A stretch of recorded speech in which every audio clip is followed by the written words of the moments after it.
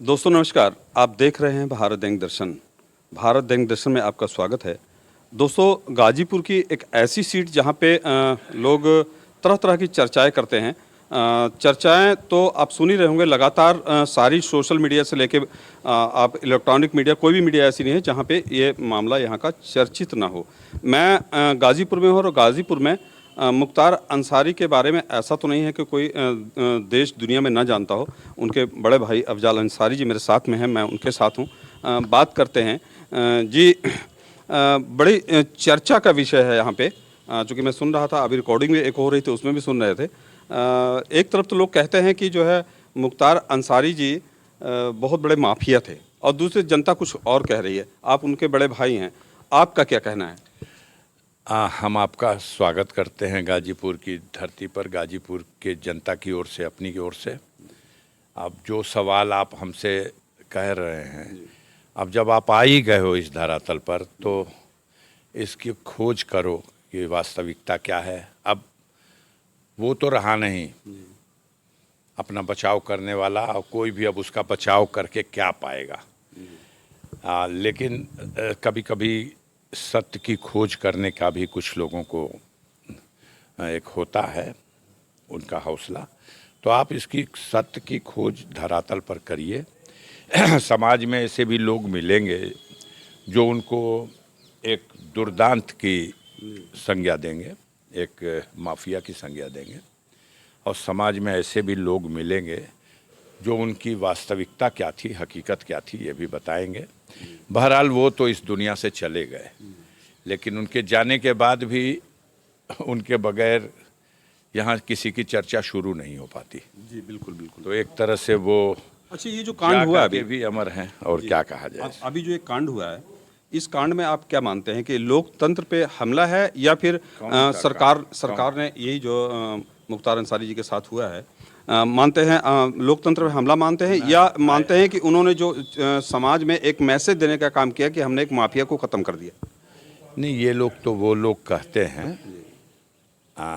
अहंकार जब हो जाता है किसी को, और जब कोई सत्ता में हो और उसे अहंकार हो गया, तो फिर किसी के काबू की बात नहीं रहती।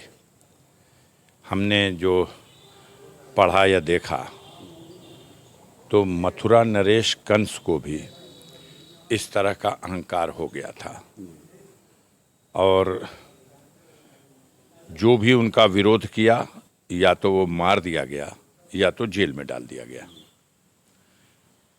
उसकी प्रकाष्ठा तब हो गई, वो अपने पिता को भी जेल में डाल दिए। लेकिन जब पाप का घड़ा भर गया तो मथुरा नरेश का अहंकार भी टूट गया और उनका राजपाट भी खत्म हो गया। तो जो लोग भी यहाँ इस लोकतंत्र की व्यवस्था में सत्ता पे काबिज हैं, यह लोग कोई अस्थाई वो नहीं है, इन आने या जाने का सिलसिला है। इसी सत्ता पर, उसी कुर्सी पर उनसे पहले भी बहुत से लोग काबिज थे, और उन लोगों को भी इसी तरह का कभी कभी हो सकता है ख्याल आता रहा हो कि अब हम तो हैं हमेशा के लिए। लेकिन एक शेर है, तुमसे पहले भी यहाँ जो शख्स तख्ते नशीं था, उसको भी खुद के ऊपर इतना ही यकीन था कि वो कभी जाने वाला नहीं है, लेकिन चला गया। तो आप जिस तरह से आज हो, ये जनता किसी दिन आपका विदाई करेगी। आपका नज़रिया है और आपके पास एक चालाकी वाला टिकड़म है। आपकी आइडियोलॉजी को, आपके तरीक़े को पसंद करने वाले समाज में 10 से 15% लोग हैं। 85% लोग इसे पसंद नहीं करते, लेकिन आपके टिकड़म की वजह से वो उन 85% लोगों में से आधे से अधिक लोगों का समर्थन आप ले लेते हो। हम इसको इस तरह आपको एक्सप्लेन करना चाहते हैं कि राजनीतिक प्लेटफार्म पर भारतीय जनता पार्टी की जो आइडियोलॉजी है कट्टर पंथ की, उस आइडियोलॉजी के समर्थक शायद 10 से 15% हों। अपने आइडियोलॉजी को मानने वालों के मत के आधार पर वो उत्तर प्रदेश में 10 सीट भी जीत नहीं सकते पार्लियामेंट की, और विधानसभा में 50 सीट से ज़्यादा की औकात नहीं है। लेकिन वो टिकड़म ये करते हैं कि भाई सोनेलाल पटेल ये बहुत बड़ी जातवादी नेता था, इसने जाति के नाम पर संगठन बनाया पटेलों का, और पटेलों को समाज से अलग कर दिया और जात-पात का जहर पिला दिया।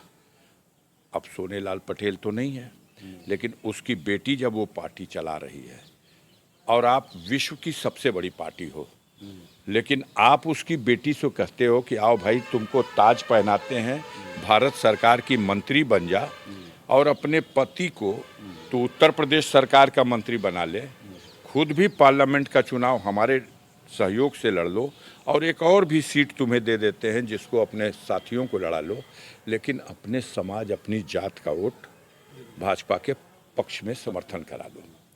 यही बात वो संजय निषाद से कहते हैं। संजय निषाद को भी जातवादी नेता डिक्लेयर किया जाता है।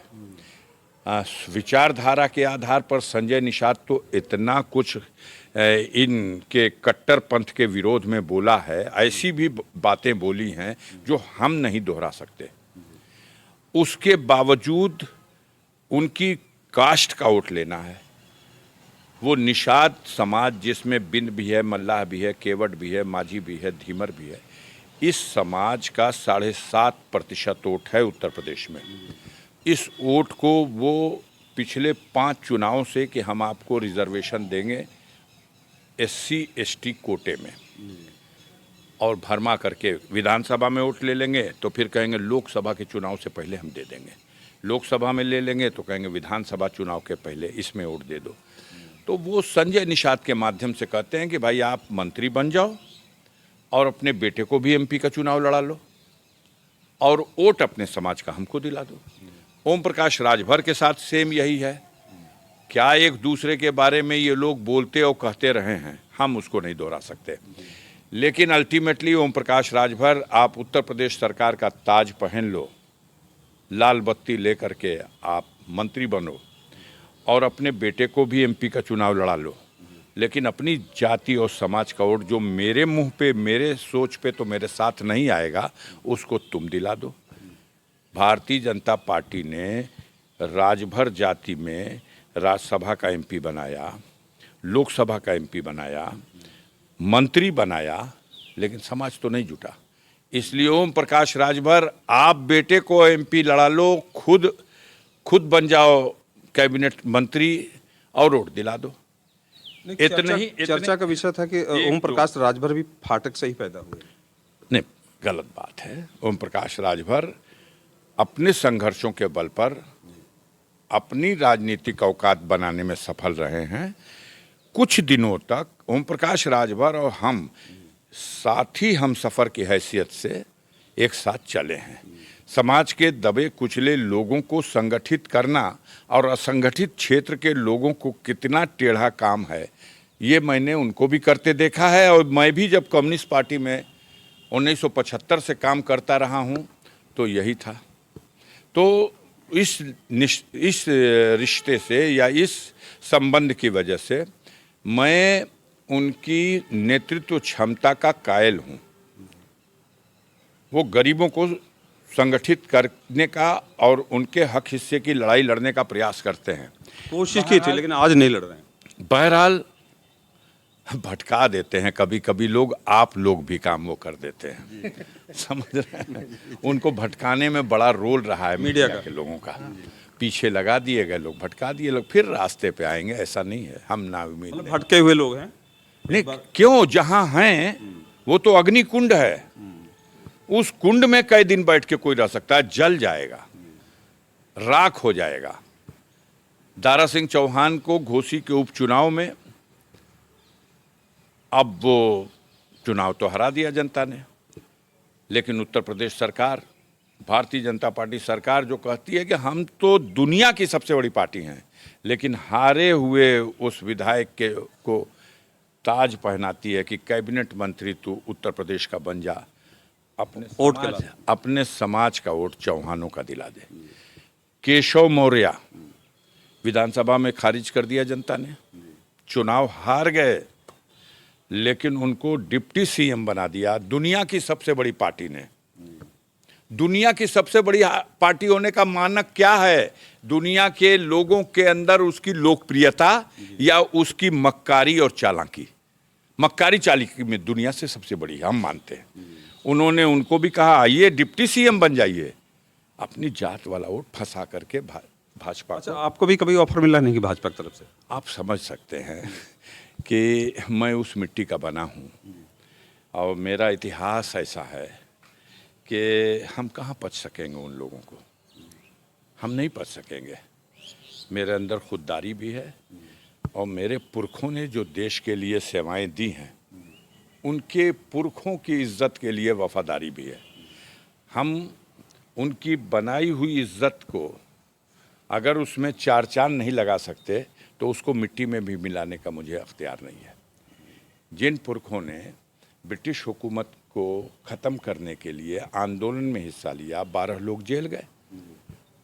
अब 12 लोग जेल गए, स्वतंत्रता संग्राम में भाग लिया, यातनाएं सही, कोड़े खाए, देश स्वतंत्र हुआ। और भी लाखों लाख लोगों की प्रयास और समर्थन से, इन्हीं 12 के नहीं, लेकिन उन लाखों लाख में ये भी 12 थे।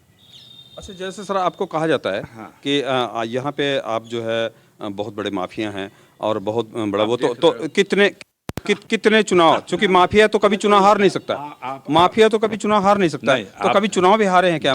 10 चुनाव लड़ा हूँ, मनोज सिन्हा भी 10 चुनाव लड़े हैं। उन्होंने ही आप लोगों के माध्यम से और सरकार के माध्यम से ये सब जो पद है, प्रतिष्ठा है, मेरे खाते में दी है, दिलाई है। वो 10 चुनाव लड़े, 7 हार गए और 3 जीते। मैं 10 चुनाव लड़ चुका हूँ, ये 11वां लड़ रहा हूँ। इसका क्या रिजल्ट होगा पता नहीं, लेकिन उस 10 का रिजल्ट पता है। 7 जीता हूँ, 3 हारा हूँ, बस इतनी सी बात है। तो सांसद जी, मैं सांसद जी एक बात जोड़ना चाह रहा हूँ।